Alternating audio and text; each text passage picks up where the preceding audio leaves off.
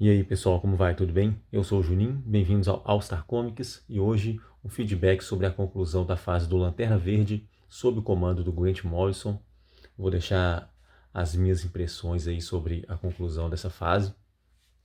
Bom pessoal, essa fase começou em julho de 2019 aqui no Brasil. Tá aqui a primeira edição, a primeira, a segunda, as duas primeiras edições e as duas últimas. Teve uma pausa ali, né? Ela começou sendo publicada bimestralmente, mas depois teve uma pausa ali, assim, ficou alguns meses sem publicar o título. Foi durante a transição desse formato aqui, que tinha em média 50 páginas, para esse formato atual de mensais, que tem em média 100 páginas. Geralmente quase sempre 96. Teve a edição número 9, mas a edição número 9 ali, ela é o especial de 80 anos do Lanterna, então ela não faz parte dos arcos do Grant Morrison, pessoal. Então seriam 12 edições, 1 a 8, mais a 10 a 13. Então vamos lá. Vou mostrar um pouco da primeira edição aqui. Essa fase aqui, pessoal, ela começou assim, bem diferentona de tudo que o pessoal estava acostumado a ver de Lanterna ultimamente, né? Assim, desde a passagem do Geoff Johns, praticamente. Que era uma fase bem explosiva e, cara, assim, sensacional. Tem aí essa fase do Geoff Johns toda aqui no canal. Pra mim, cara, aquilo ali é sem igual. E o Grant Morrison veio com uma ideia bem diferente, né? Não tão explosiva quanto a do Geoff Johns, numa ideia ali assim, um pouco mais sucinta, mas mostrando talvez um pouco mais aí dos alienígenas e o multiverso. Mas inicialmente não tinha muito essa ideia do multiverso ainda não. A arte quase sempre assim, né? 99% foi do Liam Sharp, o cara desenha muito. E inicialmente as cores eram do Steve Olive, mas depois acabou mudando. A arte é sensacional.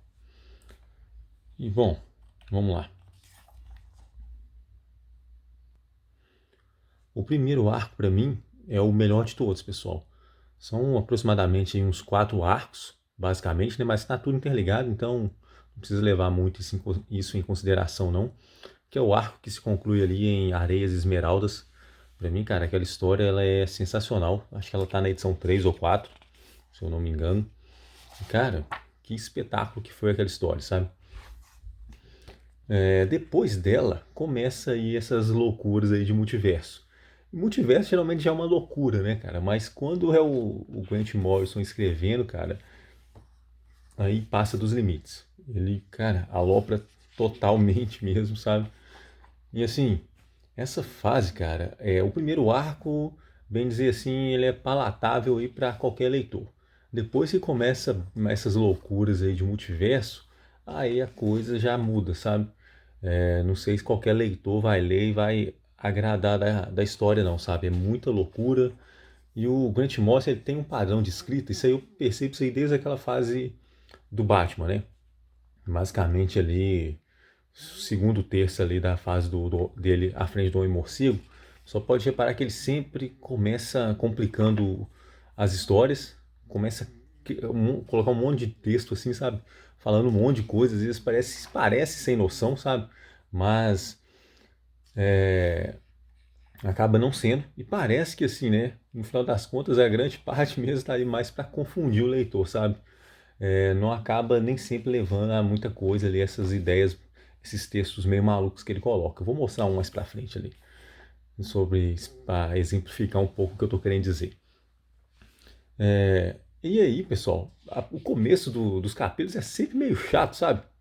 Assim, praticamente sem exceção, quase todas as histórias dele aqui nessa fase começam desse jeito, com a baita de uma loucura ali, assim, uns textos muito esquisitos, falando um bocado de termo estranho, mas sempre chegava no final do capítulo e terminava de uma forma muito legal e era o que valia pra mim, sabe? Eu sempre começava lendo, achava esquisito, mas quando chegava ao final do capítulo eu estava muito contente com o resultado.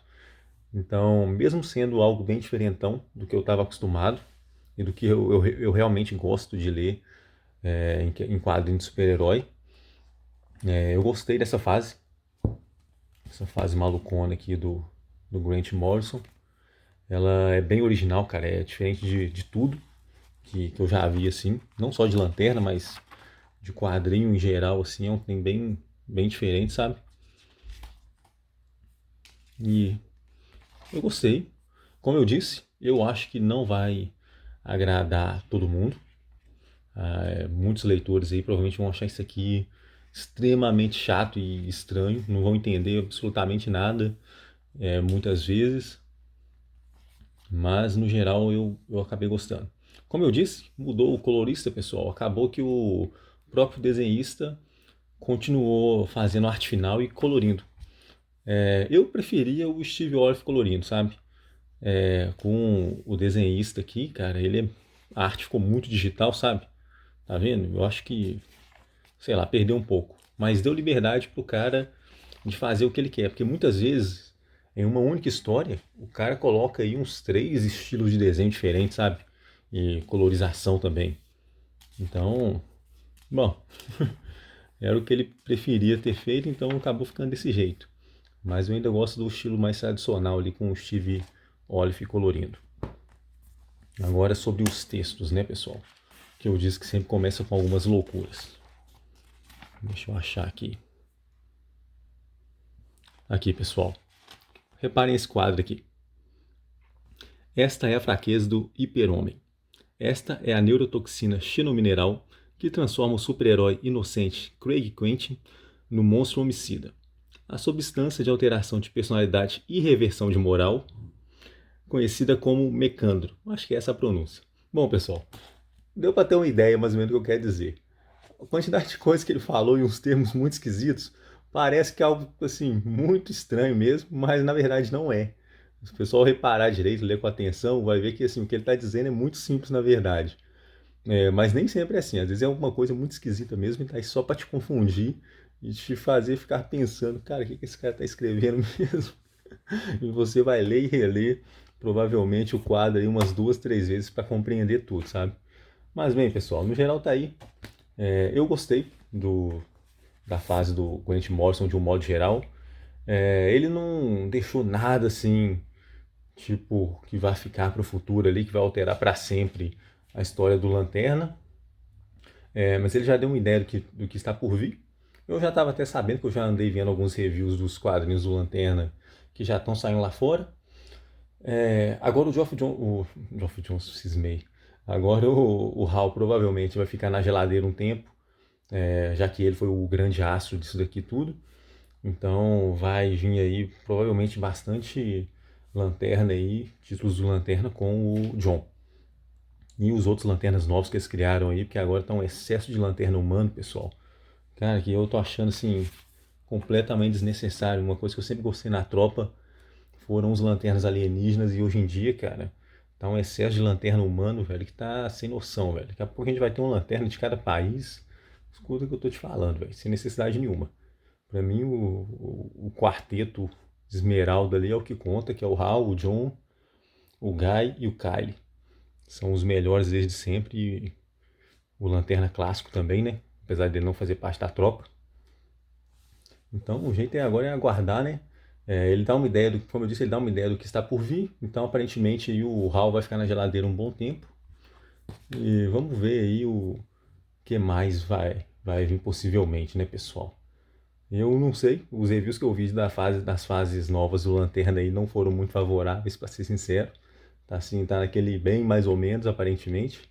Então, também provavelmente é um título aí que vai passar batido para mim aí durante Estado Futuro e Fronteira Infinita, sei lá.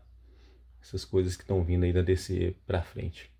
Bom, pessoal, no mais, muito obrigado a quem assistiu. Se gostou, deixa um like e tamo junto, até a próxima. Valeu!